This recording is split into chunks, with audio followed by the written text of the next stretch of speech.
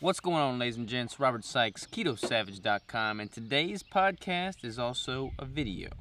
And I am joined by long-lost brother Danny Vega and special guest and avid hunter and fisher, genetic gazillion, I don't know. What do you go by? Mastermind. Who knows? The man, Dr. Anthony J. We're at the Sykes Farms. We got the beautiful river behind us. This is my idea of the perfect podcast video studio setup. Drinking our coffees, enjoying the sunrise and the birds chirping. How y'all doing? Amazing. Amazing? So awesome. Yeah. It's been a great experience. Good to relax a little. You killed a pig last night. We caught fish got a yesterday. Pig, got a wild hog. Yeah, it doesn't get any better than this. Yeah. I caught my first crappie. You got your first spotted bass probably Yeah. that you know of. Bunch of spotted bass. Yeah. Yeah. Anthony, he crushed it yesterday with the fishing. Yeah, he was making us look bad for sure. He killed it. We ate because of him. Yeah. All right, so this is for any of y'all that are listening. This is also going to be on video. For any of you that are viewing, this is also going to be on audio. And basically, you've analyzed both of our raw genetic data, and we're going to go over what those different data points mean, what we can learn from it, how we can apply it to our lives. You want to dive in? Yeah, and I'll try and simplify it. So I do DNA consulting. I have a consulting company, and the main goal for me, I'm not really interested in what your eye color is, like what your taste buds are doing with cilantro, the mosquito bite size, right? Some of these silly things that a lot of times are on the 23andMe reports and whatnot. I'm interested in diving in further, but really understanding what your genetic issues are in terms of your diet, in terms of your training, in terms of your sleep, in terms of whatever I find, detox, and then how can we fix them? That's the big thing.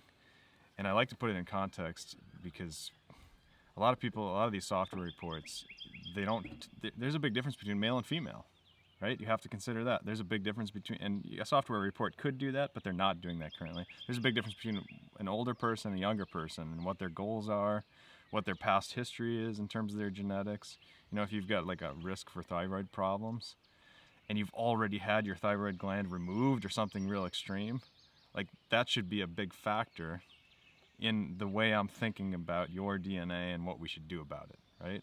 Mm-hmm. So all of those things kind of come into play. I mean, you're a bodybuilder, Robert. That's a factor. Danny. I'm just kidding. He's a beast. You're just a general beast. Hong Kong over here. Right, but I'm thinking about goals. In fact, I usually ask people what are your goals? What's your past health issues, that sort of thing, so I can actually understand that and put it in context. But for today, it's tricky because I'm analyzing two at the same time, so we're juggling a little bit. It's like playing two games of chess at the same time. But I think we should start with the brain, because it's an easy place to start to have it pulled up. Yeah. And you're gonna tell me that I'm smarter than Danny, right? That's what you're no, gonna tell me? you guys both have awesome genetics in terms of mental health and longevity. I kind of lump the two together because obviously if you get early onset Alzheimer's or something, you have a longevity issue, and it's just a convenient way for me to categorize it. But I mean, both of you guys have exceptional genetics in terms of your brains, and it starts with ApoE. You guys have both heard of ApoE. I'm sure your audience has as well. ApoE is a cholesterol and DHA transporter and it's super important because a lot of people don't realize how important DHA is for your brain, just functionally. I mean, there's so much bad press around cholesterol that people get lost in this idea that cholesterol bad, right? And they don't think, oh wait, my brain is mostly cholesterol. If you dehydrate that thing and you weigh out the different components, I mean, literally about a third of your brain is cholesterol. And and ApoE, this gene, is, like I say, critically important for moving that cholesterol around in your brain. So it's a big Alzheimer's risk. If you've got a plus ApoE4, meaning you've got the bad version for ApoE4 from both of your parents, right? You have literally a 70% chance of getting Alzheimer's. Wow. So it's plus ApoE4. ApoE4. So there's different versions, right? So there's ApoA, there's ApoB, there's ApoC, obviously there's ApoE. These are all different cholesterol transporters because cholesterol floats on water, right? So you can't get it in your blood unless you have these big balls of protein that can move it around your blood. ApoE is just one of those. And then, of course, there's ApoE2, there's ApoE3, there's ApoE4. The best version is ApoE3. Mm-hmm.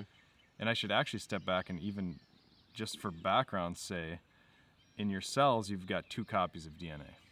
One from your mother, one from your father. Except your egg and sperm cells. It's kind of an interesting way to think about this. Egg and sperm cells only have 1 copy of DNA. Did you know that? No, so it's a 50-50 either yeah, way? Yeah, so you can it can have either copy of your DNA. Okay. And it can kind of mix and match. And then when the egg and sperm cell unite, you got 2 copies. Does that make sense? Mm-hmm. Yeah. So that's where you get the whole 2 copies of DNA in every cell in your body. And then, so that's why we're looking at quote unquote plus plus, plus minus, minus minus. Minus minus meaning normal, right? Like most people have a quote unquote minus minus. It's an arbitrary thing to say, but that's what that would mean. Plus plus would mean you've got a bad version from your mother, a bad version of the gene from your father. Does that make sense so far? Yep. I want to get too far in and then realize I didn't explain it's the good. background, the basis. Yep. So with you guys both, you've both got ApoE3, 3/3, meaning minus minus, meaning the best version you can have. Awesome. Meaning you don't have these early onset Alzheimer's risks and things like that. And I also check, I check for a couple other categories because cholesterol is not the only thing that's going to give rise to Alzheimer's risk. Right? And by the way, if you happen to have ApoE4, you know, you're watching this and you know your 23andMe data, you've done this, you should definitely take DHA every day, probably 2 or 3 grams, preferably phospholipid form, triglyceride form, something like that, like fish eggs, you know, or some supplement that's high quality DHA. And what constitutes high quality? Because there's a lot of misconception around that. Yeah, well, DHA is easily oxidized. It has double bonds. It's polyunsaturated, meaning there's places that are, you know, that have double bonds. Rust. Ripe for rust, right? So, you know, again, if you've got the 4/4, you definitely want to be in on the DHA. Honestly, I like to see people eating plenty of cholesterol, egg yolks, things like that with the DHA, with the ApoE4. But again, you guys don't have it, so I don't want to spend too much time on it. Another category, so the cholesterol is a category. Another category I look at is sugar, right? How does your brain deal with sugar? If you've got diabetes, you have a 3-fold increased risk of getting Alzheimer's. There's clearly a connection between how your brain deals with carbs and your brain function. Mm-hmm. Right? And you guys also have a good version of a gene called FOXO3, FOXO3. Oh, yeah. It's basically how does your brain deal with sugar. I mean, FOXO3 is a master regulator, quote unquote. It's involved in a lot of different things. But what I use it for in the brain is a metric for how your brain handles sugar. You guys both do exceptionally well. And that's associated with increased longevity. So that's one of the big genes that you look for in terms of people that are going to live to 100 and predicting that. Yeah. Right? Okay. FOXO3. And again, you guys have good versions of that. So that's another category. Check, boom, you're good. Mm-hmm. And that's distinct from how your body deals with carbs, right? Like some people, their brain can handle carbs pretty well, but then below the neck, terrible. They get diabetes, they have insulin resistance, all that. It's kind of a separate topic. I have a question though. This it seems relevant. Like when part of the reason why people have insulin resistance, and it's like, for instance, something like gluten. Gluten can cause insulin resistance, and it can also cause leaky gut. So I would assume it wouldn't matter as much how we deal with it genetically if things are leaking out of the gut and going up and crossing the blood-brain barrier. Correct. Right? Yeah, if you've got some food sensitivity and you're not meticulous about being cautious with those foods, you're risking your brain health and you're risking your pancreas, your muscle, your adipocytes, your fat cells, just your overall body health for sure. Mm-hmm. Yeah, that's a good point. And another category, so we talked cholesterol, we talked sugar, right? Another category I think about when I'm thinking about the brain, in terms of Alzheimer's at least, is heavy metals. Oh yeah. So I try and figure out how does your brain deal with heavy metals, because there's clearly a connection with Alzheimer's. Not a lot of people have that risk, but if you do, I'm worried about aluminums. They bioaccumulate, you know? That's one of these issues that people overlook, because a lot of times in scientific studies they test something like aluminum or heavy metals and they find the quote-unquote toxicity, but then the study's over and then that's it. But they don't realize there's buildup that's going on over time that accumulation can cause damage. So I'm looking at genes like transferrin, it's called TF, for example, and some other heavy metal related genes. And Robert, yours are awesome in this regard, but Danny, this is where you're struggling. Yeah. So it's not necessarily a bad thing. It just means you've got to be careful with heavy metals, aluminum, cadmium, cobalt, chromium, whatever, mercury, and just be aware that even iron, in fact, transferrin, the gene, is directly related to iron. So the worst combination would be if you had the transferrin gene issue, which you have. Mm-hmm. In other words, your brain's not dealing with metals very well. They tend to accumulate a little bit easier. And you've got a hemochromatosis gene, meaning your blood levels of iron are real high. That's a bad combo because that's something you really want to watch, right? And that also leads to diabetes too, right? With the hemochromatosis, there's a big link with the iron and the... It's connected, yeah. But thankfully, I'm looking ahead a little bit, but you don't have the hemochromatosis risk at all. Okay. Now, Robert, you did have the carrier gene for hemochromatosis, so you don't have the plus, but you've got a plus minus. Mm-hmm. So they call that a carrier, meaning, if your wife also has it, your kids could have it, that sort of thing. And that's not a really big problem. It just means you want to keep an eye on your iron. Even at plus minus, usually you are higher on your ferritin and your iron. It's not over the range usually, it's right up on the top of the range, and that's risky because having high iron is oxidative. It's just like pipes, just like we were talking about before. And that's risky for a whole host of things, mostly your blood vessel health, including your brain health. Your brain has plumbing too. Mm-hmm. So for you, not a huge concern, especially because you don't have the Alzheimer's risk gene relating to iron like Danny does. So you guys are it's still a good situation here because, yeah, you've got this risk, but you can easily mitigate it. You're probably not ingesting a lot of heavy metals. A lot of Americans We don't need to go out of our way to eat iron, basically. Yeah. So, exactly. So, again, awesome, you guys are awesome in this regard. And then nothing too crazy other than that came up in my genetic screen. The only one I want to point out was for Danny. You've got longer telomeres genetically. So you have plus for long telomeres. You get that with the genetics? I didn't know that. Yeah. Wow, okay. Yep, and it's That's very predictive. It's very predictive, yeah. And you did not have that. Oh, darn. But you can help your telomeres. Mostly the gene utilizes zinc. Mm-hmm. So for you, I would say, as you age, zinc is more of a priority to keep your DNA longer. So just for your audience, and they probably know this, so I'll be real brief, but your DNA literally shrinks as you age. You can take a child's DNA, you can take an 80-year-old's DNA, and you can look at them, and you can tell which one came from the child and which one came from the 80-year-old just based on the length of the DNA because it physically shortens. So you want to have longer DNA. That's an indicator of biological health, cellular longevity, that sort of thing. So Danny has an advantage just based on his genetics for telomere length plus. And the telo years is just taking that and putting a number on it and saying like, okay, the shorter they get, the older you are, I guess physically, according to your genetics. According to your cells. According to your cells, okay. Exactly. And telo years, they use your blood cells. So that's another interesting thing is your brain telomeres are going to be different than your skin telomeres. Like, for example, maybe you're out in the sun, you're just getting fried all the time. Your telomeres in your skin are going to be really short, and that may or may not impact the rest of your body. So sometimes when you study these things, it can be kind of messy because different research groups are taking different samples from different areas of people's bodies, right? Like if I took if we lifted up your shirt and took a skin sample and we measured your telomeres, and then I took it from your arm or even your hand, which is more exposed to sun, you can see how there might be variation even within your own body. So that's why they say telo years is not that accurate, because it's... Some people do. I think it's pretty accurate because they're taking blood and they've done a lot of really good, validation on that. Okay. But it can be a little bit iffy, right? But it's the best you can do. I think it's I think it's a great test personally. And that's true of every scientific study, just so people know. I mean, you can be picky and you can criticize literally any test.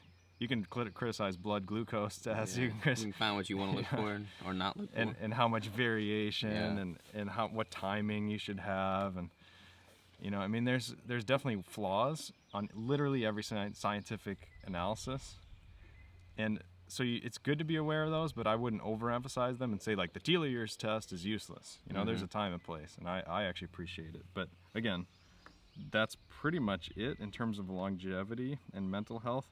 I also look at the Sirtuin gene, you know, and that's one that's really hot right now because people are talking about resveratrol. And by the way, I'm not a big fan of resveratrol. It's an estrogen. It can act like estrogen, so it has a lot of benefits. It also has estrogenic impacts. There's other ways to activate Sirtuin without activating the estrogen system. Now, when people drink wine, for instance, for the resveratrol, is that at a high enough dosage? No. Not to really Not to do mitigate anything. it, yeah. And the reason I also like to check Sirtuin is because Sirtuin is a gene that indicates how your body responds to resveratrol. So one of the reasons resveratrol and some of these other compounds like curcumin and things are really beneficial is they activate this Sirtuin. In specific people more than others. Exactly. Yep. So for some people with Sirtuin gene issues, which you guys don't have, it's just another gene I'm looking at, and I'm thinking, if you've got problems with that, let's supplement something, let's pull that lever, and let's increase your longevity in a targeted way. But don't just buy resveratrol in bulk if you've got great genetics on your Sirtuin gene, because it's probably not going to do anything. You're going to spend hundreds of dollars per year, and it's just down the toilet. Yeah. And the I'm trying to think I had a question on that because, so what is the marker that people are looking at to judge how the curcumin, for instance, would help? Are they looking at a genetic marker? Are they looking at an epigenetic marker? It's a great question. That's a complicated question. Because like they say curcumin's anti-inflammatory, for instance, and then when you look at it, it doesn't seem to be absorbed for those benefits. Yeah, curcumin is, I mean, I'm not super versed in the blood tests and all this, but it clearly is pulling levers in your body when they do these biopsies and things. So I'm a big fan of it. But there's always a difference between what happens in the cells and then what happens in your actual body. Yeah. And, you know, that can be kind of a gray area sometimes. But the other thing is, on my website, on my ajconsultingcompany.com website, I have a page called, it's ajconsultingcompany.com/what I use, all one word, what I use. Best page on the site. yeah, and it's free. It's just information about which supplements I personally endorse. I don't really technically endorse them. I don't get paid for any of it. It's which products I just personally use. And I even have a list of different supplements that activate Sirtuin. So you've got a choice on there, and you can kind of pick your favorite or whichever one you might already be taking. So that's another resource that I like people to know about. So you're saying that if you don't have the genetic issue, it's not like you're going to get extra credit for... Exactly. Exactly. Okay. It's good to know. So that's, I mean, as far as you guys are concerned, that's it for mental genes and longevity. I do also check, different cannabis related genes, especially the AKT1. That's the big risk gene for things like schizophrenia or paranoia, I guess. A lot of times scientists call it psychosis, but in reality, it's pretty much just paranoia. Okay. It's So just if you the have least that definition. gene, you shouldn't be taking a lot of psychedelics. Usually you got to be more careful. If Yeah. you have the bad version of the AKT1, that's the one that's the most robust. Other people talk about a couple other genes, but I don't see it in my personal experience often with my consulting clients. But when people have the bad version of the AKT1, they usually really have issues with cannabis. Really bad trips. Just in terms of paranoia and things. So it doesn't mean you can't have it. It just means be careful with it. Neither Lower of us have doses. that. Neither of you guys have that. So I check other things too. And I'm not going to spend a lot of time talking about all the genes that I'm eliminating with you guys because you have such great genes. Because we have a lot of other genes to talk about, other categories, including diet. So should we switch over to diet? Yeah, like muscle building. Anything, just any issues, right? Well, what's interesting with you guys, you're both good with dairy, according to your genetics. Okay? Yeah. Doesn't mean like go out and hammer a bunch of milk. It just means you're better than most people in terms of dealing with dairy. As opposed to Ben, right? Ben didn't have good dairy. Yeah, the dairy issue. Yeah. Yeah, a lot of people do. And what's interesting, if you've got the genetic issue that disposes you to have dairy sensitivity, sometimes it's casein, sometimes it's lactose, but I always tell people avoid the dairy proteins and the sugars if you've got that gene issue. Like the whey proteins and whatnot. Yeah, but more so like the cheeses and the yogurts. But although those are usually have Low microorganisms, you know, and they're breaking some of that stuff down, they can usually get away with it. But certainly drinking milk and and supplementing straight casein. Something Yeah. that's problem with those people. fermented is going to eat a lot of that sugar. So Exactly. okay. So fermentation really helps in So those nothing with cases. added sugars, like most milks have a bunch of added sugars. Yeah, and even Yogurts like have like added like sugars. another good example in practical terms is if you've got the dairy sensitivity gene, I don't want you to have too much dairy. I want you to be real careful because you're going to get inflammation in your gut. So if you've got a choice between heavy cream for your coffee and half, choose the heavy cream. Half and half has protein, meaning there is going to be casein. There's going to be casein in there. So those kind of choices, that helps to dictate those sorts of things. But again, you guys are good there. You guys both have an interesting gene that's not super common. It's a plus for G6PC2. It's a glucose 6-phosphate gene relating to how your bodies deal with glucose, and you don't do that properly. So We don't do it properly? You don't do it as well as the average person, and that's actually fairly rare. And it's funny, you both are beasts, and you both have that same gene. We both have really issue, good and you blood both sugar. do a lot of keto and all Yeah. this. So I feel like you're high responders to keto, which is great. And you know, and the other thing is, if you've got glucose, it gets broken down into 2 pyruvates. It gets basically split in half, and then there's 2 pyruvates in your cell, and then that gets shuttled into the mitochondria, and then it gets, you know, put into the citric acid cycle and all this, and you get 30 ATPs out of that, right? So you get a couple ATPs outside of the mitochondria, and then you can make lactic acid, or you can shuttle the pyruvate into the mitochondria and make tons of ATP, right, with the mitochondria and with oxygen. But stepping way up on that whole process, just starting with glucose, the very first step is to tag it with a phosphate, glucose 6-phosphate at position 6, right? You guys have problems with that very first step. What's interesting is fructose feeds into this whole cycle of, you know, breaking down glucose, and fructose kind of, it jumps in, you know? It's like if you're on the interstate, you can jump in, you've got this huge traffic jam at exit 1, 2, and 3. You know, you guys can jump in with fructose at exit 4 or 5 and come onto the interstate ahead of the traffic jam. So fructose, if for some reason you wanted some carbs, you Go know, with the fructose? fructose would actually be better in your case for something your body can utilize better. That's good to know. Doesn't mean you have to have it, right? It's Right. just glucose Given is the going to be option. more problematic. So Gotcha. fruit, things like that would be, again, better than something high in glucose. Awesome. So what's also really ironic with both of you guys is you don't have a full-blown sweet tooth according to your genetics, and I check for people's sweet tooth genes, because it doesn't mean sugar is better or worse for you. It just means you're going to have more struggle avoiding it. And you guys both have plus minus for sweet tooth, so you have a little bit of a sweet tooth, so it is more of a pull for you guys. Some people have multiple sweet tooth genes, plus, and it's like cocaine. I mean, sugar is like cocaine for those people, and they tell me, you know, it's a real struggle for them. Even after they've kind of like adapted to keto and their It's palates still changed, hard. it's still It's harder. still harder for them. So epigenetics is not as big of a factor with them. It's Not as big, yeah. Wow. Yeah. And that doesn't address whether sugar is good or bad. It just addresses how your brain handles the feeling of sugar, of having sugar, that It's the difference addictive between property. being like an abstainer versus like a limiter. You'd have to Good be point. an Yeah. abstainer. Yeah, It yeah. explains our nut butter issue. Yes. So talking just to Danny specifically for a minute, you have a higher frequency of AFib. I don't know if you've ever had my like dad heart has it. palpitations. Yeah, My dad. I've he must never had it to my knowledge, but my dad has had electrical issues, and keto has improved that. He was on Sodalol, which is like for AFib, Yeah. and he used to have really bad AFib, Yeah. and it's gone. Yeah, so you got the gene from him. You have a plus, so Oh, wow. your mother at least carries it as well. But the gene, it's called PPRX1.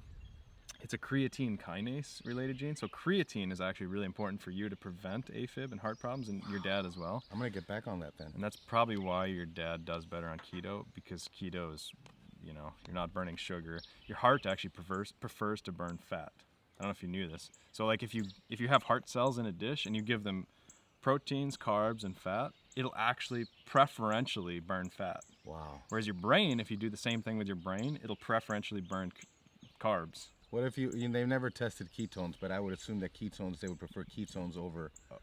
Probably. But you can't Yeah. do In the that because brain? then You could do that. You could isolate. think those. that would- You could replace fat with just the ketones. the thing is ethically, I don't know. No, I'm just talking about in dishes. Oh, right? okay. Like what you do is you just isolate certain populations of cells. So the immune system is really unique in this regard too, and this goes back to the whole mTOR rapamycin thing. If you take the immune cells and you put those in a dish, and you add proteins, carbs, and fats, and which ones do the immune cells burn? They burn protein. They prefer protein. Wow. So if you're super low on protein for too long, your immune system starts to struggle, like sputter out. You know. That would but- explain why a lot of competitors that are, like the last month of a competition with really low protein are more susceptible to being sick. Yeah. And the other thing about your dad is he's probably eating more meat when he's on keto, Yeah, he is. and so he's getting more creatine because meat has a lot of creatine. For you, honestly, I just recommend supplementing creatine. I would be consistent with that because your Good heart will reminder for that. benefit. Yeah, I can give you these notes after too, so no worries. Okay.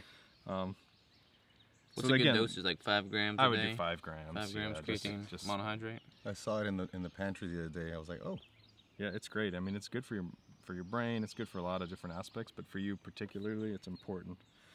And again, that was kind of just switching over to Danny. I want to stay on Danny for just 1 second, Yeah, Robert, go for because it.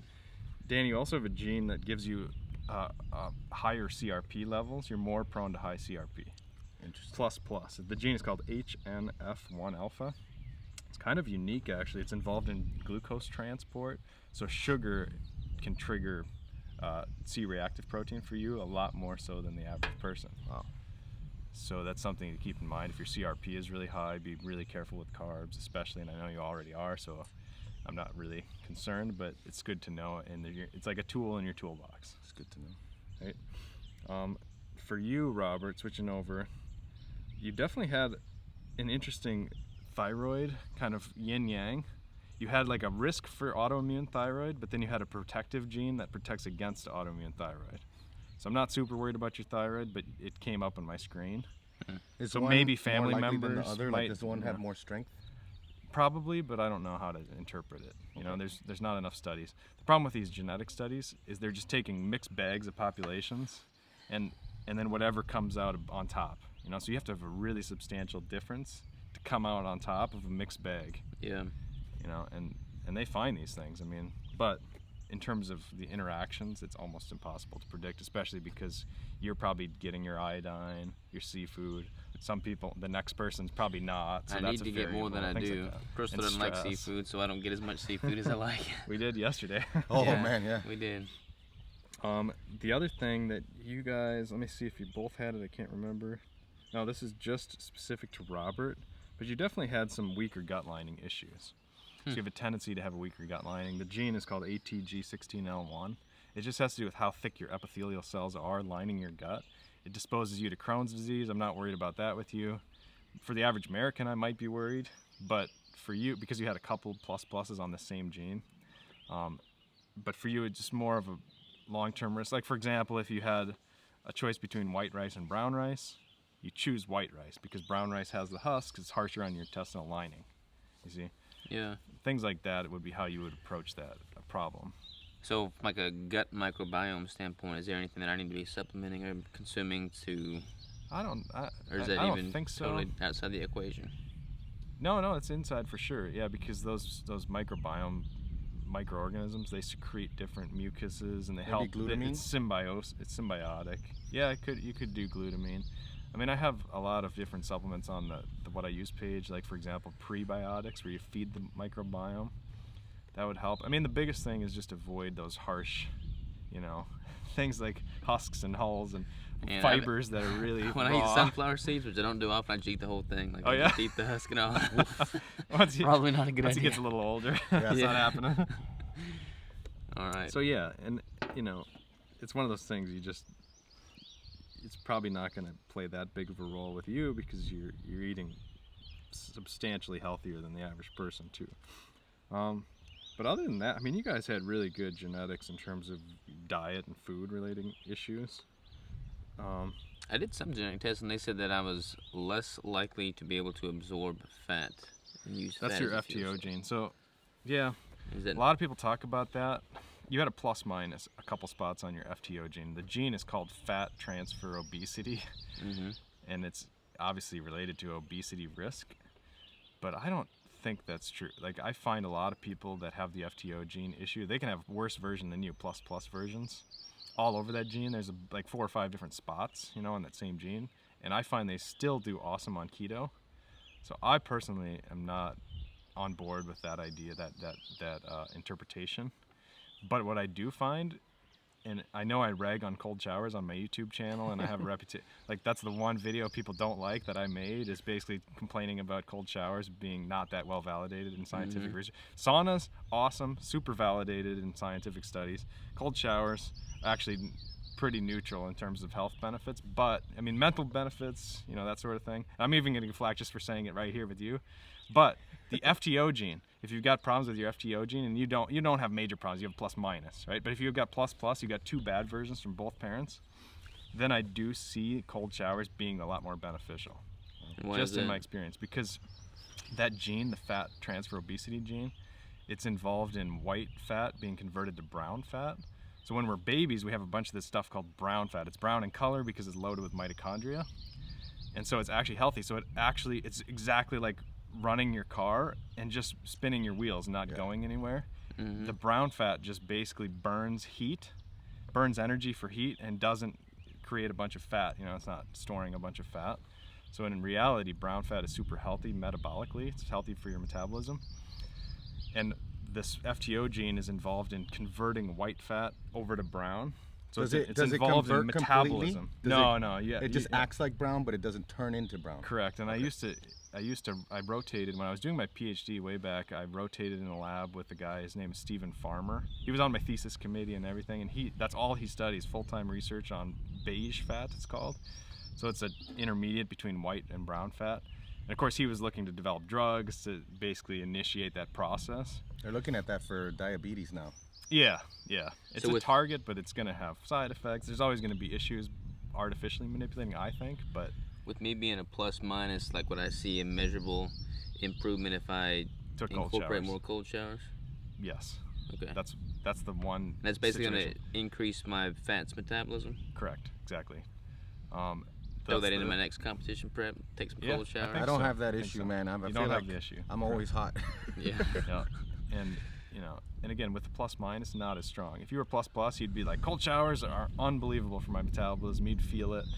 And again, that's pretty rare. So there are people that hate me on YouTube because I talk about cold showers not really being that beneficial. But usually those are people with the bad version of the FTO gene. So they do really feel benefits. But it's so rare. I try and generalize sometimes on my YouTube, and it's probably too much. You know, there are specific cases where I actually do think cold showers are good, and you're more in that direction. And is a cold shower going to be just as effective as like a straight up ice bath? Because I can take cold showers, but I'm not a huge fan of ice baths. That's a good question. Ice baths are going to be better, but here's the ultimate. The ultimate is cryo. There's no question cryo, super well validated in the science. So as much as cold showers and ice baths and things are real weak in terms of science, the benefits are a lot weaker than people give really weak, you know, like even in terms of decreasing inflammation, all kinds of metabolic differences, there's really nothing there. But cryo does decrease inflammation, super well validated for everybody, you know, it has a lot of different health benefits. So that's a different story because it's so intense for your body. It really does trigger these pathways fully. I mean, you could sit in an ice bath for 30 minutes, right? Or you can do 3 minutes of cryo. 3 minutes all the way. And nobody's sitting in an ice bath for 30 minutes. Not a lot of people really do that. They're not being honest. If somebody says, I've been doing ice baths for the last 5 years, right, for 30 minutes a day, they're not being honest. Yeah. Or 3 times a week or whatever. People just aren't doing that. So you can manufacture weird situations that aren't really reality, and you could probably find scientific benefits, but people don't do that, so I don't really get too worked up about it. Yeah, makes sense. So let's switch over to training, if you guys don't mind. And again, I mean, you guys have such exceptional genetics that, especially you, Robert, frankly, I mean, your detox genes are really, really exceptional. Or maybe we should switch to, well, let me start with training. We'll do training and sleep, and then we'll switch over to detox and maybe end on that. Okay, sounds good. Because training is obviously important for you guys. What's really interesting with you, Robert, you've got a plus for basically being an endurance athlete. And that doesn't mean you can't build muscle. It just means usually higher volume is better for you to build muscle in my experience with people. And so I mean, you can go crazy on the volume compared to the most people and continue to get muscle growth. Again, that's just my experience, but also based on your genetics. Whereas with you, Danny, you're more of a plus minus in that regard in terms of alpha-actinin 3 especially. You express alpha-actinin 3, but you're plus minus for it, meaning epigenetics are going to play a huge role on how much alpha-actinin 3, how much muscle ratcheting, how much power you're able to generate. You know, if you train your body to go in that direction, it'll go in that direction. If you train the other way, you can go in that way. You're more flexible in terms of your training ability. And but you tend to be power. Yeah, I tend to not like endurance. and I don't do well with volume. Yeah. Whereas Robert, I think you would. Yeah, I've actually just recently, because I was doing a traditional bro split, so to speak, of one muscle group per day once a week. Whereas now I've doubled it. I'm doing more frequency, so each muscle group gets hit twice a week. And I've noticed, like, I don't get sore. That's another thing. Like Crystal and everybody else I train with that work out with me and they'll get sore.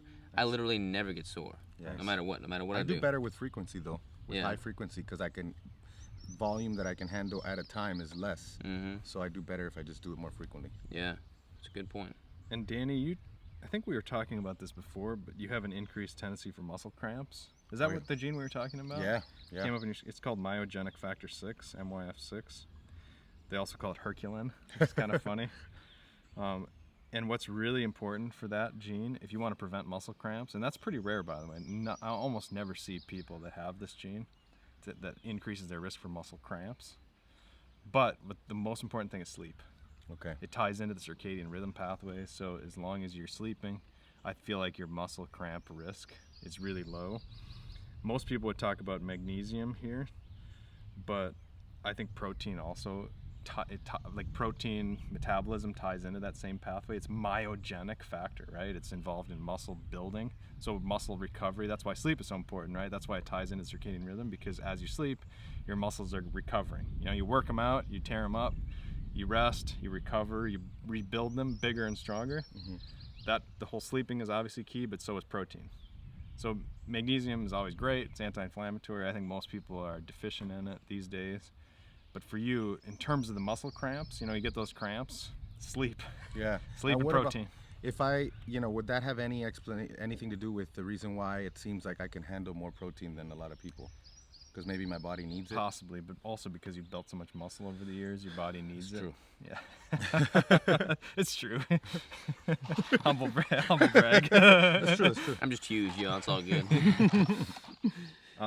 And the other thing about Danny that relative to Robert is probably the biggest overarching risk you have is rheumatoid arthritis in terms of long-term strategies that you want to avoid. Obviously, you don't have it now, but you don't want to get it either. And, I specifically looked at which genes you have, and I do this for everybody, right, when I'm doing these DNA consults. And it's not like, oh, you've got a rheumatoid arthritis risk. That's not. You've got a rheumatoid arthritis risk in this gene, and this gene, and this gene, so here's what you can do about it. So the main, you had a couple different pathways that were involved. So if you had rheumatoid, it wouldn't be as easy as saying, oh, it's definitely this gene, because that's the one, because you had a few. But the two big categories, one of them was HLA. It's HLA DQA1. So they actually have this thing called HLA typing. You can actually go in and get HLA typed and discover exactly which HLA in your immune system. It's basically an immune overreactivity. Okay. And then you can figure out more precisely either how to drug it, how to deal with it with supplements, diet changes, things like that. If you had rheumatoid, even if you had a hint of it, that would be a good strategy. But another risk that you had is the gene is called ITGAV. It's related to basically angiogenesis. That's the big pathway for ITGAV. And so in other words, blood flow into your joints, it's probably not as back and forth as most people, or as it is for you, Robert. So one of the best ways to increase blood flow, infrared. Infrared is specifically associated with angiogenesis. ITGAV is problems with angiogenesis. You want to bring that up. So if you had rheumatoid, that would be another strategy. I would look at the HLA stuff. I would look at I would do infrared and see if that mitigates, and it should. And I'm not flagging for that at all? You're not flagging for any of that, correct. Yeah. No, in fact, you didn't have. So usually people either don't have a risk, they have an osteoarthritis risk, or they have a rheumatoid arthritis risk in terms of their joints. Obviously, in the training section, I'm looking at joints. That's a big factor. Osteoarthritis is when your ligaments and those tendons just basically wear out. They kind of break down, and the bone just starts rubbing on bone. Then it hurts, right? Joints hurt when the bone's rubbing on bone. That's osteo. Rheumatoid is different. You have all those ligaments and tendons. Your immune system starts attacking them. That also hurts, but that's a different mechanism, right, than just bone on bone because of wear out. Mm-hmm. So if you happen to have the risk for osteo, you guys don't. Osteoarthritis, if you have that risk, you want to know which gene it is and then what the problem is so you can build those ligaments and tendons back up. Sometimes it is infrared, sometimes it's collagen for the building blocks, sometimes it's something else, calcium, heavy boron. metals. It can be all kinds of different genes. But again, you guys don't have that, so I won't even need to use that as an example. You also had a higher risk for gout, Danny, which you also did not have, Robert. Killing you right now, bro. I know. Oh, man. I love this though. Natural because people are bodybuilders, you know. People are like, "Oh man, you have such good genetics." Genetics, right? And Robert, you honestly do have really rare exceptional genetics in a lot of these categories. That's good. Which is an advantage, right? It doesn't mean, like, the thing that people oftentimes don't realize, if you've got crappy genes in a lot of ways, you can compensate, especially if you're really in tune with your body. A lot of people, I'll say, you need to especially take magnesium because of this gene, or you really need to take whatever. And then they say, it's funny, I've learned that just basically biohacking or tinkering with my own body. I took magnesium, felt a huge difference, and stuck with it. So basically just sometimes being in tune with your body will really be helpful. I mean, I think doing the DNA is a way better shortcut because you don't have to kind of tinker for 20 years and figure all that out. But for people that are observant, it is a great strategy. I mean, it helps. It certainly helps, to overcome those gene problems, and then they can compete with you in bodybuilding contests. Yeah. It's a performance enhancing situation. But in terms of your gout risk, Danny, that's another issue, right? So you've got a rheumatoid risk and then a gout risk. So if you had joint issues, you don't want to completely eliminate gout as a factor. So you have a gout risk, and then you had a hyperuricemia risk, meaning like uric acid is potentially higher in your blood. It's going to be higher than the average person in the same situation, dietary and stress situation. That gene is SLC2A9. It basically just transports uric acid into joints. So you can do these serum urate tests and whatnot.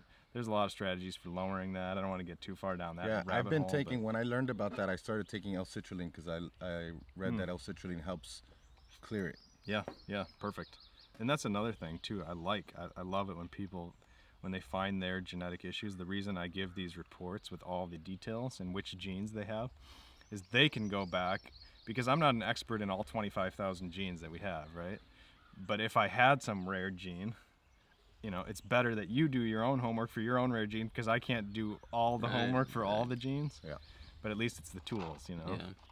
So it's a great example of the power of genetics, I think. So moving back a step towards blood pressure, because that's still within the training category. Obviously, I'm checking blood pressure genes. Some people have high blood pressure. It's related to lipin. Some people have high blood pressure related to angiotensin. Some people actually have high blood pressure relating to salt, frankly, but it's super rare. Yeah. So the whole salt thing is way over-exaggerated. It's super rare. Most of the time, you have a reduced risk for high blood pressure relating to salt, protective genes in that regard. Danny, Robert, no blood pressure risk genes again. Danny, you did have one. It's a plus minus, so I'm not super worried. I mean, you're athletic. Exercise always is the best medicine for that stuff. Yeah. But your plus minus risk gene for blood pressure, if it started to creep up, it's nitric oxide synthase, number 3. Okay. Once again, infrared. It's super and what about good. sauna too, right? Saunas, sauna infrared. Can lower BP. And I think the best is exercise, though, relating to nitric oxide. You should get on that, bro. Yeah, you should start exercising. After we get off here. As soon as you have to change your lifestyle. Good call. And then, of course, I check pain sensitivity. because some people have real high sensitivity to pain and they stop working out way before they should. I know I have that gene. No, yours is normal. Oh, really? I thought I had a You guys lower. are both normal. One of the softwares that I used said that I had an increased risk, like I had a lower No. pain threshold, which I was No, like, there's a number of genes to check, but overall you're both normal. Okay. Some people have low sensitivity where they don't feel pain and then they get injured oftentimes because they don't feel the pain, right? But the high sensitivity is the big problem because people stop working out before they should. Yeah. Because they feel pain, but it's just kind of You have to train false through pain, it. pseudo pain. Yeah. But again, you guys can trust pain. You know, it doesn't mean basically if you have pain, trust it. Kind of feel it. You know, don't overtrain, don't work through it too much. Let's see, Robert, you did have a glaucoma risk gene. That's obviously not going to come up at younger ages. For the most part, age is always the highest risk factor for glaucoma. But the gene is called LOXL1, LOXL1. It's copper dependent, so copper in the long term for avoiding glaucoma. It's ++ gene, 10-fold higher risk for glaucoma. Pretty common. Copper, real important for protecting against that. Collagen also really important as a building block in that specific gene.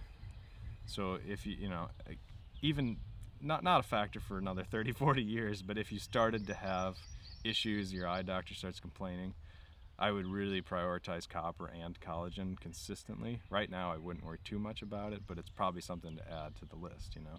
Gotcha. Yeah, I don't supplement with collagen at all. I probably should. Yeah, it's a good one. I mean, it's good for everybody. I love collagen in general, but again, for that gene, I think it's really important.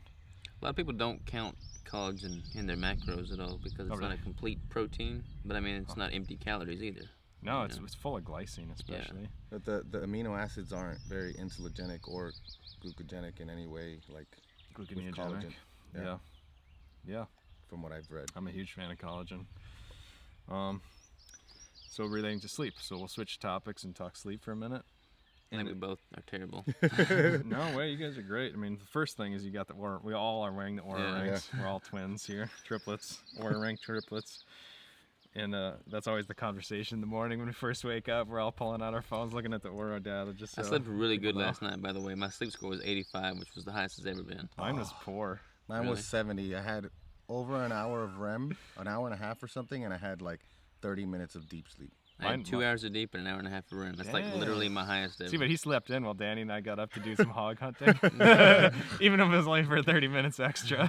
But you know, I think it's the cabin, man. Like when I sleep at the cabin, there's like, I don't think stress. about work. I don't think about anything. I'm just able to disconnect.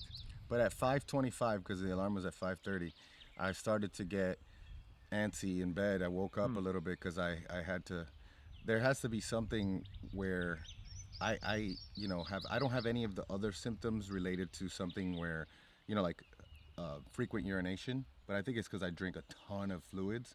So I woke up a little bit because I had to go to the bathroom. Yeah. Well, and I had a terrible sleep story. Mine was like 50. Really? So I was the worst of all you guys, but I think it's because I shot a wild boar last night and I was amped up right before it was right at dusk, and I literally pulled it across the field like 200 yards to bring it over to where we could find it. And so, and I do a lot of sprinting when I hunt. So, I mean, right before the evening, I struggled last night. But just relating to sleep, some people have a lot of sleep problems, and then they have a lot of genetic issues with sleep. And it's really, you can target those issues and really help people. Some people have a lot of sleep problems and they have no genetic issues, and a lot of that comes from their childhood, epigenetic marks on top of the DNA. They've had a nightlight blasting in their eyes when they were a child for years and years, a TV going in the background, whatever. And that can really imprint on you and really have long-term consequences. It's difficult to overcome some of that. But just in terms of the genetics, right? I mean, that stuff is hard to predict and hard to basically burrow in on and solve. Mm-hmm. But Danny, you've got increased memory performance even on low sleep. Like your brain does pretty well, your memory consolidates pretty well even if you don't sleep well. But you had kind of a yin-yang on that one because your body, you had a plus for really needing full 8 hours of sleep, more so than most people, and that's fairly rare. The gene is called BHLHE41. So ridiculously long gene name. It's expressed in the suprachiasmatic nucleus, the SCN. It's inside the hypothalamus, this gene that regulates how long, like sleep duration. And responsible for controlling circadian rhythms. It's that area of the brain is right above the optic nerve chiasm, like where the optic nerves cross. So obviously light, more important, like basically how your brain responds to light is super important for your circadian rhythm, more so than most people. And actually both of you guys had excuse me, that you had a plus minus tyrosinase gene. And that's basically the blue light sensitivity gene. So if you were plus plus, you'd be super sensitive to blue light and really throw off your sleep. You guys are plus minus. It definitely throws your sleep more than the average person. I could tell. So I think everybody, blue light's detrimental before they go to bed, but for you guys, it's even more so. And if you had a plus plus, it would be a whole step up. But you guys are at least equal in that regard. But Danny has more blue light sensitivity because of that gene that's involved in circadian rhythm. It's a good thing you're wearing your blue light blockers right now. Yeah. And then in terms of the memory performance, you had reduced memory performance on low sleep. So for you, sleep is really important for your memories, for consolidating your memories. It's literally probably about 25% less if you have low sleep. Really? But what constitutes low sleep? Is like the full 8 hours actually what I need? Usually for a research study, they would do an extreme. They would have somebody like 4 hours of sleep, or it'd probably be below 6 hours. Yeah, I think they compared in one of the studies I read is 5 hours to 8 hours, and there was a huge, and it wasn't even looking at genetics. It was just in general. So do you see that a lot of people? Is that It's pretty common for people to have memory issues on low sleep. But here's the coolest thing: you've got the gene. It's called KIBRA, K-I-B-R-A, and if you do happen to have those a day where you need your memory to work, which is probably all the time, but and you get really poor sleep or low sleep, nicotine actually cuts that one off at the knees. It's like a targeted supplement that they've shown to increase KIBRA, so it targets that specific thing. So I should get some nicotine gum. Nicotine gum. Dude, I got some in the car. I'll give you some. It's a good hack just for that situation, right? See, like I gave up gum, man. I don't know if I could go back to chewing gum. Like I was addicted to it. They got patches. They got lozenges. Just get patches. Yeah. But again, sleep is the ultimate, right? Like you don't want to just go with nicotine all the time. It'll eventually catch up to you if you keep doing low sleep just for that, that hack. But there's always that one day, right? So it's not really a long-term solution, but it's a one-day solution, I think. So have the nicotine the day where I'm taking in something that I would need to memorize. That low sleep. Yeah. If you happen to have low sleep, I mean, this happens, right? This is one of the differences between people that are awesome at test taking and poor at test taking, if all else being equal, right? I mean, some people are just, they work harder, they study more, whatever. But all else being equal, you get stressed out before your LSAT, your SAT, your MCAT, whatever. You have poor sleep, and then you still do awesome, right? And then the next guy, bad KIBRA gene, right? Poor sleep, they're taking the MCAT, they do terrible. They're 25% less, that sort of thing. Wow. So those situations, nicotine is a really performance-enhancing necessity, I think, because you don't want to mess that up, right? The only other unique gene in this whole topic for Robert, you're an early riser. You're plus for being an early riser based on your period, your PER gene. It's a circadian regulator. Does it make it makes him like push forward in his circadian rhythm? So like he gets tired earlier too, and wakes up earlier. Yeah, and it's just more important that you follow that circadian rhythm, I think, because I was actually thinking about that this morning as I was drinking my coffee, watching the river. Is like I want to improve my sleep from what it is currently, and I'm thinking about trying to go to bed at like 8 o'clock in the evening, waking up at 3 in the morning. And you wake up at 3 anyways. Yeah. Right now. Yeah. So that's 3 to 4 usually. It's pretty extreme as it is. Yeah. But I'm thinking about getting one of those light alarm clocks where the light. That's what I use. You like it? I use an app. I love it. That's the only way. So it's just an app on your phone? Yep, it's an app on my phone. I can't remember what it's called. That would be But really it gradually lights up. Yeah, I want to get that for sure. So that's kind of like simulating the sunrise. Exactly. Because Yep. and most people would do well, because a lot of people don't know this, that especially people like us, we wake up before the sun rises. So it would probably be beneficial for us to add that, because that's with the light, it probably wouldn't get as high as simulating the sun. Right. Yeah. It'd be advantageous though, because I don't like jolting up from an alarm clock. Exactly. It's probably not optimal. For me, it's terrible. Is it? Man, that's. I think. I mean, I don't know. Good to know, because I've always been the type that when any alarm goes off from when I was young to now, I'm just like jump right up. Yeah. Oh wow, not me. Yeah, no, I jump up, but it's like like that. not a pleasant way It's to jarring. rise, you know. Like, the only time I jump up is when I'm going hunting or fishing. Yeah. Yeah, That's something so true. exciting is looming. Yeah. So I almost forgot we should talk detox. Oh, I Detox. got bad ones there. So I had to pull up. Yours is definitely more problematic than Robert's. Surprise, surprise. Yeah. In fact, Robert, you're in the upper echelon, man. Like Is you it- basically didn't. You did have the MTHFR issue. Yeah. You had a bunch of plus minuses on the MTHFR gene. And that so was the one we talked about with regards to. that's the folate. methylfolate. So Okay. like folic acid for you would be more of a problem. You want methylfolate. Gotcha. You know, Do you- because your body just doesn't deal with folic acid. You have 35% less efficiency in processing folic acid. So just get like a methylated folic Exactly, supplement and be good to avoid go. folic acid. Both of those things. Because folic acid for him would probably trigger a folate deficiency, right? And what is that coming in? Yeah. It What, would be like what kind of foods would that be coming in? spinach. I don't That's even where it know was what discovered. spinach. MTHF, you gotta So take spinach- a methylated folate supplement that comes like in the prepackaged folate that you can use. So look, so on Amazon you can search it's 5-MTHF. That's an easy way instead of typing out methylfolate. Or metafolin, they call it. That's Yeah, a sometimes. trademark name. Yep. The issue is, right, is folic acid is fake. It used to be patented. It's made in a lab. It's not found in nature, ironically enough. And your body has to convert it to methylfolate in order for you to use it.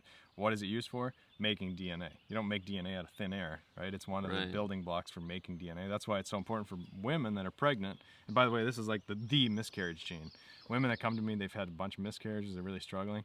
Almost inevitably, they've got the MTHFR gene. I mean, 90+% of And the time. spina bifida too, right? That's a big one. Yeah, if you're super deficient. But what happens is the doctors are telling everybody to take folic acid, right? And then if you don't deal with folic acid very well, like you don't, right? Or if you got a bunch of plus minuses. Some people have plus, like straight up, and I do personally, by the way. Wow. So I noticed a massive difference when I took it. Well, if I have any miscarriages, And- we get bigger issues. Yeah. But exactly. So because you're a bodybuilder, right? Yeah. You want to be able to build up those muscles. You need to make a lot more DNA than the average person. It's more critical for you. Sleep is another big one. Like sleep, if you looked on Amazon reviews, 5-MTHF, and then you find like all 5,000 reviews for the supplement, and there's a ton of them because a lot of people use it and love it, 5-MTHF. Sleep and depression, those are the two biggest Depression ones. is a big one, yeah. And I have Just list after list of testimonials on that. I have plus minus, but I do notice that if we run out of folate, I'm the lower in terms of You don't have too much issue. yeah, but not only that, yeah. So and in my house, like prioritizing who needs the folate the most.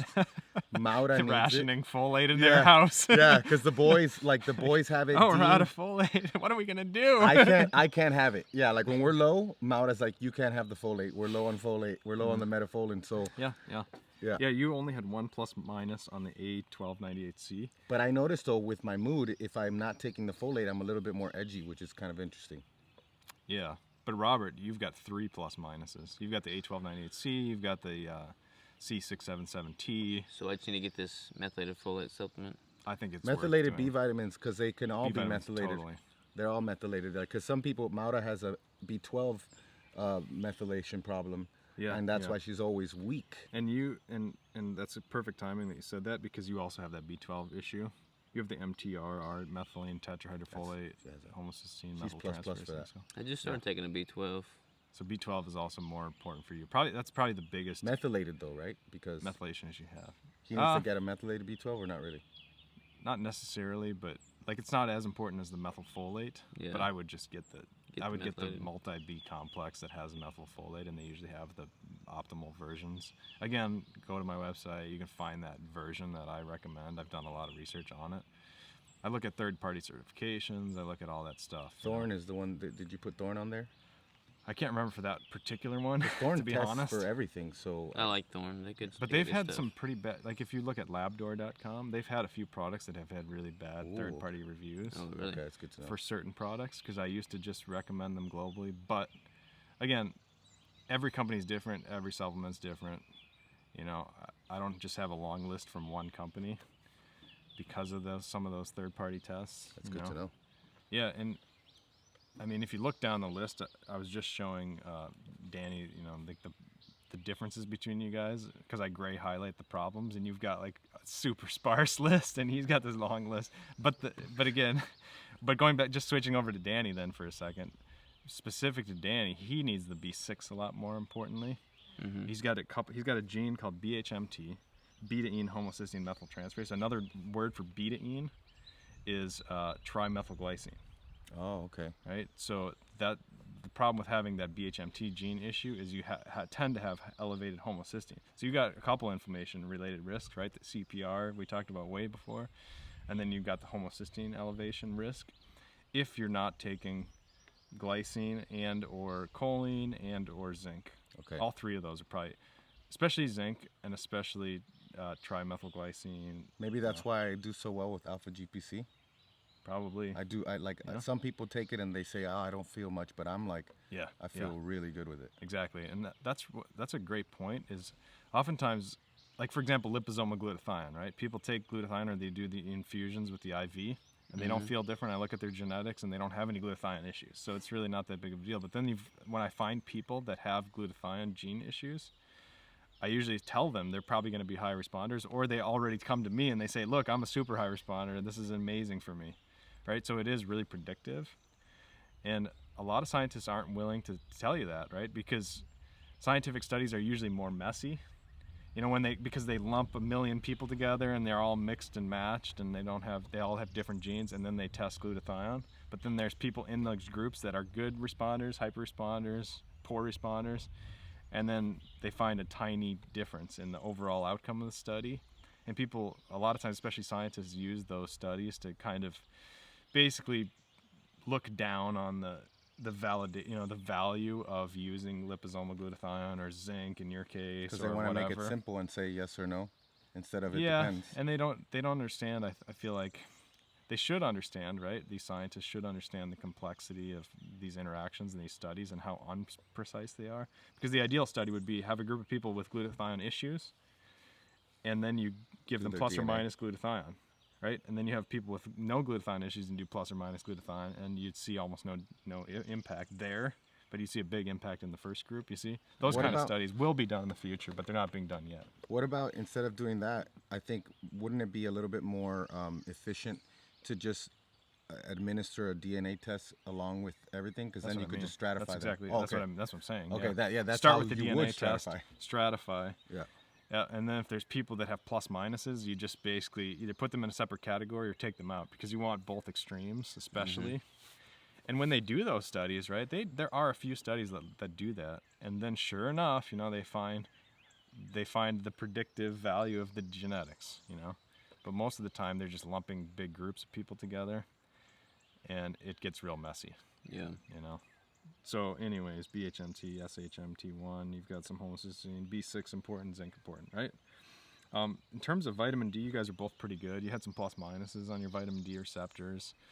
Both are similar actually in that regard. So you tend to be a little bit lower than average, but nothing too crazy, you know? So it's important for you guys, but not as important as somebody who has real issues with it. So if I was like living in a different area, like up north, I'd have to really be diligent in the winter months. Yeah, and actually, I'm looking at it again. Problem is I have so many tabs open. Danny, you do have a plus on your vitamin D receptor, actually, I forgot. It's called BSM. The gene is called vitamin D receptor BSM. So you actually tend to have lower vitamin D probably, and less uptake of vitamin D. So I would go like 10,000 IUs a day for you. Oh, okay. So even get you up. I mean, have you checked your blood? It is enough. It's if you're not getting sun. I'd love to check, because there's a lot of talk about that right now with vitamin D. The ranges, the healthy ranges. I think what is it, above 40? Is a healthy range, but like it's so silly. I think a lot of people, there's the problem with having these intermediate ranges and calling those ideal is it's a long-term thing. It's a hormone, and it has these long-term impacts, and most of the tests are done within 6-week windows.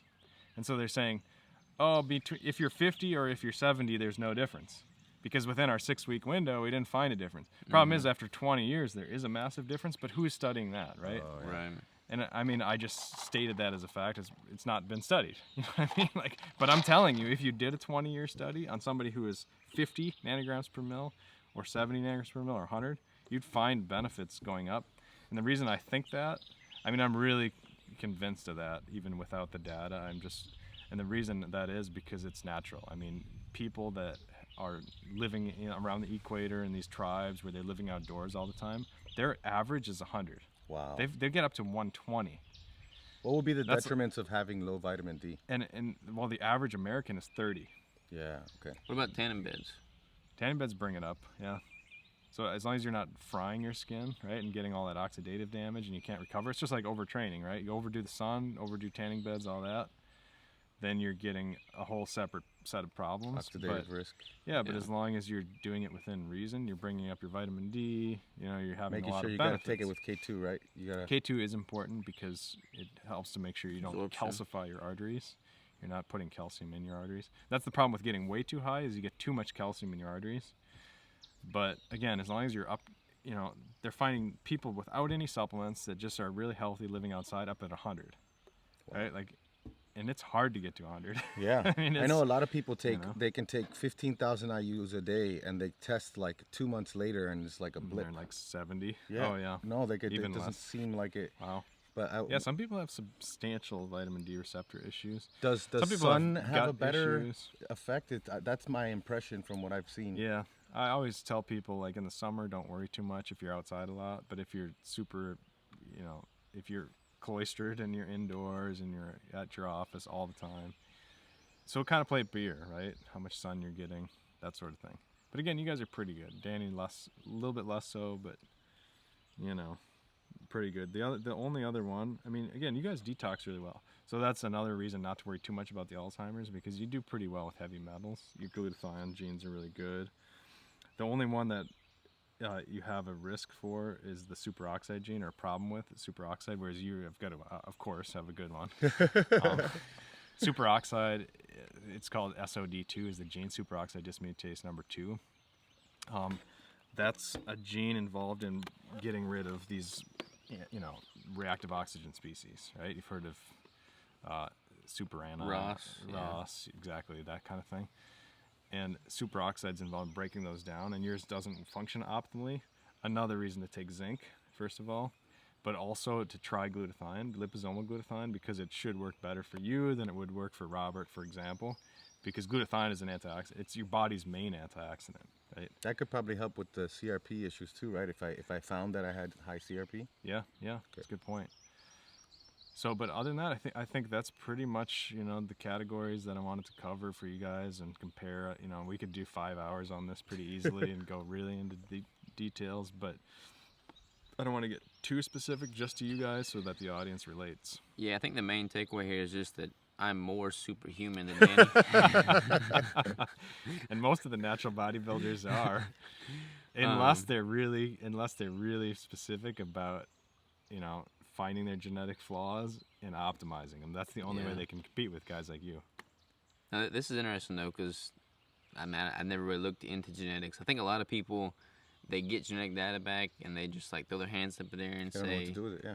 they don't know what to do with it, or okay, I'm not going to be good at endurance, so I'm not going to do it. There's so many like environmental factors that you can manipulate. It's a good that point. bring you to the goal, And the other problem with a lot of these reports is they'll have page after page after page of 1.2-fold increased risk for this, 1.5 increased risk for that, 1.3-fold increased risk for this, That's right? Prometheus. Yeah. And the problem with that is, as a scientist, when you repeat those studies, they're usually not robust. Those tiny significance differences, they go away. Mm-hmm. But if you start getting above a 2-fold increased risk, like your glaucoma risk, 10-fold increased risk, then when you repeat those studies, those are real robust, 2-fold or higher. So for me, I just kind of make that a cutoff and say, let's stick with higher significance. Yeah. And try and look at those specifically, so we don't get overwhelmed with things that are probably meaningless. And that's what I was telling Anthony, was that, when I got my Prometheus, like, it was just too much, and you do need someone You don't know what to focus like on. you to really help, like, break it down. Yeah, and part of it is pathways too. It helps to understand the pathways and how they intersect with each other and the biochemistry. I mean, like the G6P, right? Like if you tell a scientist glucose 6-phosphate or G6P, they know exactly what you're talking about, because that's like fundamental. You memorize glycolysis, you memorize these pathways. It's fundamental. But for the average person, that's way overkill. It's TMI. You know? Yeah. So to bring this full circle here before I think we're about to go shoot some pigs and catch Blow some some stuff. fish, blow some stuff up. But for anybody interested in kind of analyzing, because I do think it's incredibly important that people approach this from an individualized standpoint, because like you pointed out, what one supplement works well for somebody else may just be expensive urine for another person. So Right. where can people go to find out more about you and kind of study up on this? Yeah, it's ajconsultingcompany.com. Terrible URL, terrible website name. ajconsultingcompany.com. I like it. Yeah, I get emails saying like, I tried AJ Consulting or I tried AJ Consulting and it didn't find you. It's like, well, AJ Consulting Company. It's only because I was lazy back in 2010 when I started the company, and I didn't know what I was doing, number one, Yeah. and I also didn't want it. I tried a few different permutations, and somebody had bought those websites, so that's what I ended up. ajconsultingcompany.com. That's the easiest place, yeah. And Danny, where can they find more information about you? DannyVega.ms on Instagram. We got the Fat Fuel Family podcast, fatfuel.family. Very cool. It's a great show. Thanks, man. Awesome. Well, until next time, y'all. Have a good one. Cheers. We'll go take care. This is gonna have to be a regular occurring thing, I think. Cheers. 100%, man. Cheers to that.